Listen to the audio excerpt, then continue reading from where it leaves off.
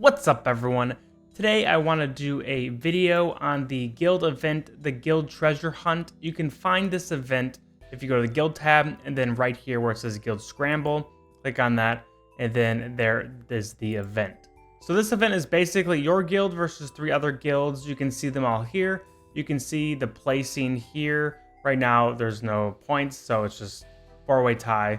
But if you go and enter, you see this screen, and it's a little confusing at first, but I'm going to explain some things. So basically, you'll be assigned 2 different roles depending on your combat level in the guild. And so if you are a battle star, that means you're in the top 5 combat levels in your guild, and you'll have the responsibility of fighting the other battle stars. And so when you go down here, this is where you can set up your team for both battle stars and treasure hunters. Treasure hunters are those who are basically everyone else who's not a battle star. And so you'll click down here and you'll click one of the 3 operations. And so I would say, unless you're like a super new person, escort probably isn't meant for you. You get 1 team and that's it. If you are intermediate, you can click this one and you get 3 teams of 3 with a pet for each other guild that you're facing. And so you'd put 3 here, 3 here, 3 here.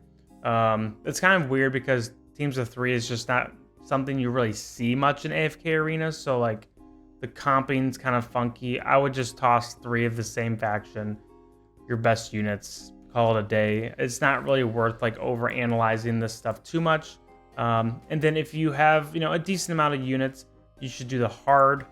This is broken into 3 days, and each day a different faction gets a buff. You can see here I put some wilder units here, but I didn't have enough good ones, so I just kind of filled it up with my best units here. Second day, similar thing. I kind of split up my light bearers between the 2 teams to kind of spread the buffs a little bit.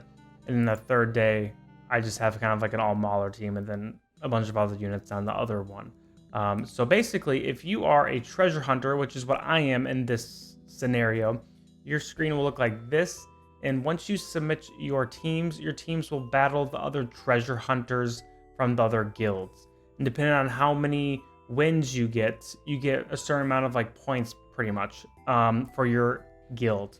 Now, if you are a battle star, when you click on this, it'll have a different interface where you can make 3 teams, pretty much standard.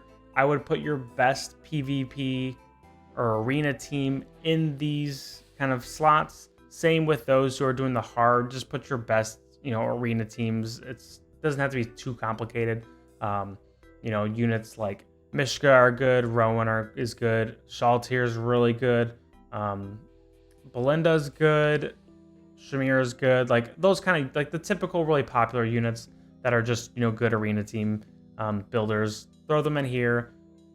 That's pretty much what you're gonna do. But if you are a battle star, you will make your team, and then you'll have an option to ban a unit for 2 of your teams that they face. So basically, those 2 teams will not face that banned unit. I would say right now, Shaltir is a good one to ban. Maybe Shamir is a good one to ban. Those really popular kind of OP units right now in arena. Those 2 are really strong, but it doesn't really matter. Just pick some units that are really popular that are going to be used a lot. And then you, as a battle star, you will fight the other battle stars from the other guilds. And basically, you take all these results each day and you kind of put them together, and each guild gets a point rating. And then that is where, if you go to here, you will kind of see the points and how many points you have. Obviously, there's nothing there, so you can't see anything. Another thing to look at is your treasure hunt intel. If you click here, you can see who the battle stars are and then where everyone is going for the 3 options that I showed you earlier, the easy, intermediate, and expert. You can see 6 of us are doing expert, 2 intermediate, and then 1 is doing easy. And then if you go to recap, it kind of just shows you the recap of each day, who's winning, the points, etc. Now, if you go to the military camp, you get a little kind of breakdown of your win rates against each guild. You can see down here the percentages, and then a little more information here. and then a little more like buffs that you kind of get as you progress throughout the event. So depending on how you do, you give your clan more buffs, which then kind of show up here. Now the last thing, and probably the most important part or the best part about this event, are the rewards. And so you can see, depending on where your clan places, you get a certain amount of rewards. It is diamonds, stargazing scrolls, and emblems. And so all really important resources that you want. So important to definitely participate in this event. I would say most clans, a lot of times it comes down to whoever has the most people participating will win this. But if you have some more competitive clans, or you're in a competitive clan against some other ones, in this server, it's the top 4 guilds in the server. I keep saying clans. Top 4 guilds in my server are fighting, so it's going to be pretty competitive. We'll see how it goes. But, you know, all these are good rewards, but you want to get higher, obviously, to get better rewards.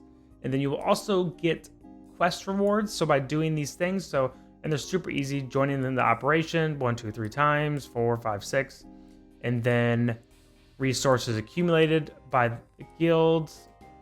And, you know, you get a lot of summoning things, diamonds, and then the guild coins are really nice too. So really good rewards for this event, which the event isn't my favorite. I don't think it's that fun. It's just overly complicated, but I will say the rewards are really good. So that is something to check out, but make sure you're doing this event. Don't leave your guild hanging. It's easy rewards, easy stuff for your team. And honestly, like, this stuff is great. And then on top of that, being able to get more of these emblems is super nice. It's just not a resource that's heavily available. And then stargazing scrolls, obviously, for stargazing celestials and hypogenes, or if you want to use it towards the dimensional kind of ghosts cards or whatever, you can also use them for that.